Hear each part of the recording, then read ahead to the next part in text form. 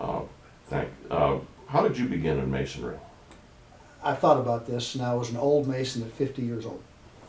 And I was raised in Wisconsin, and I had an uncle who was not educated, a farmer, and he had a terrible farming accident and lost his leg. And I said years later, I said, Uncle Bill, wasn't it great that your church helped you farm? He had cows, he had pigs, chickens, he had to do it, one-man farm. His response was, no damn church helped me.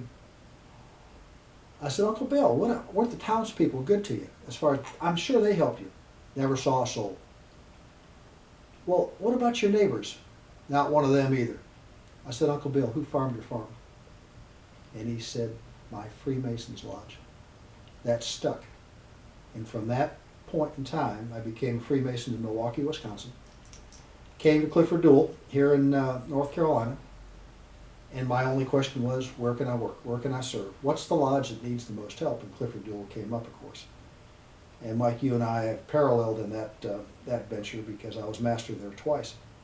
But being a Freemason isn't about what you take from it, it's about what you give to it. And to me, it was an honor to become a Mason and an honor to serve. And I hope that answers your question. My next question was, what does masonry mean to you? If you can elaborate on that a little bit more. I've always noticed that in the word servant there is no I, and you always give more to an organization than you get. And Freemasonry gives you many opportunities to help, to work, to gain friendships, to do things appropriately. And when a man lives his life right, of course God comes first and then his wife and family comes second, but that third pillar, if you will, has got to be Freemasonry.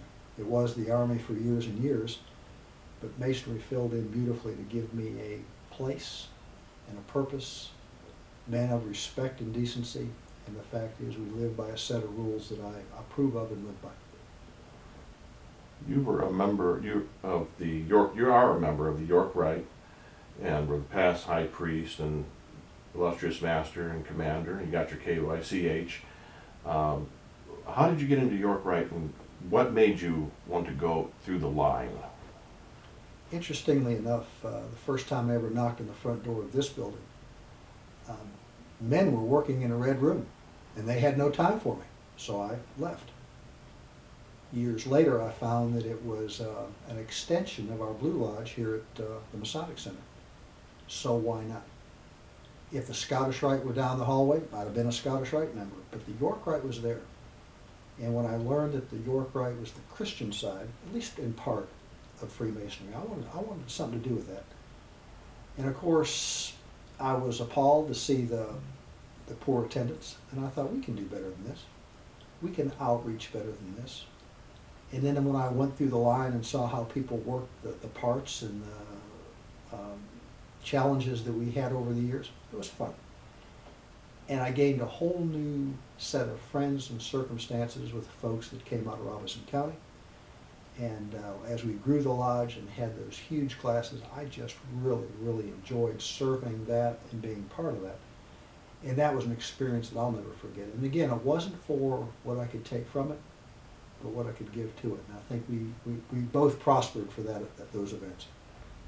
York Rite is stronger now than it ever has been in terms of knowledge and power and men wanting to do the right thing. And York Rite just has its own way in Freemasonry that needs to be continued. In all your offices and time you've invested, Bill, what do you take out of it the most?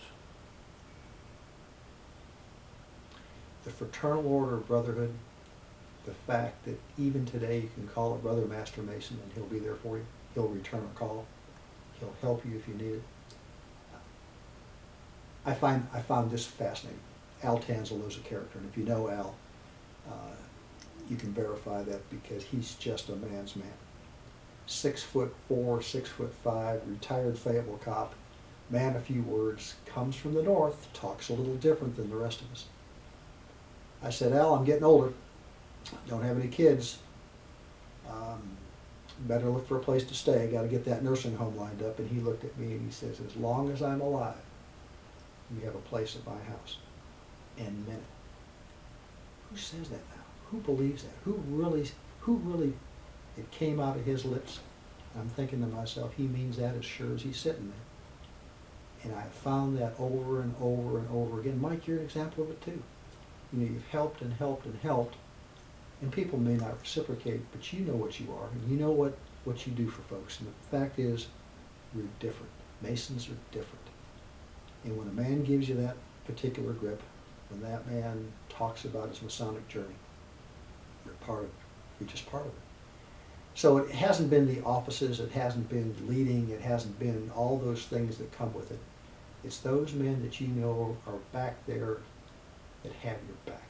And I love that part about it, because we don't lie to each other, we don't tell stories on each other, we just do what's right and get it done. So that's where it's at for us. And this is a good time to do this, because when you come off a high and you're the commander of the York Rite, or the high priest, or the illustrious master, look at me, look at me.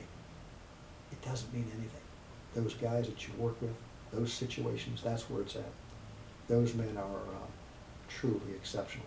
Where else in society, this fast-moving, fast-paced society, do we have that kind of relationship? Everybody's in a rush. Everybody's got to go. Everybody's got to do something. But they'll stop, talk to you. And I'm going to say this, not because he's sitting there, but I remember when James came into the York Rite. Didn't say much. Didn't know what I was getting into. Came back and did beautiful work. But I walked up today, hadn't seen him in a long time, and I got a hug. Where does that come from?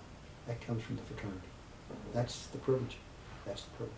What would you like to be, this is a memorial that's going to go in the archives, like a time vault. What would you want to be remembered by? I don't want a Jim Horn funeral where thousands of men come out. I don't want them to be troubled by my demise. Pictures and photographs don't make any difference to me. Certificates don't mean a thing.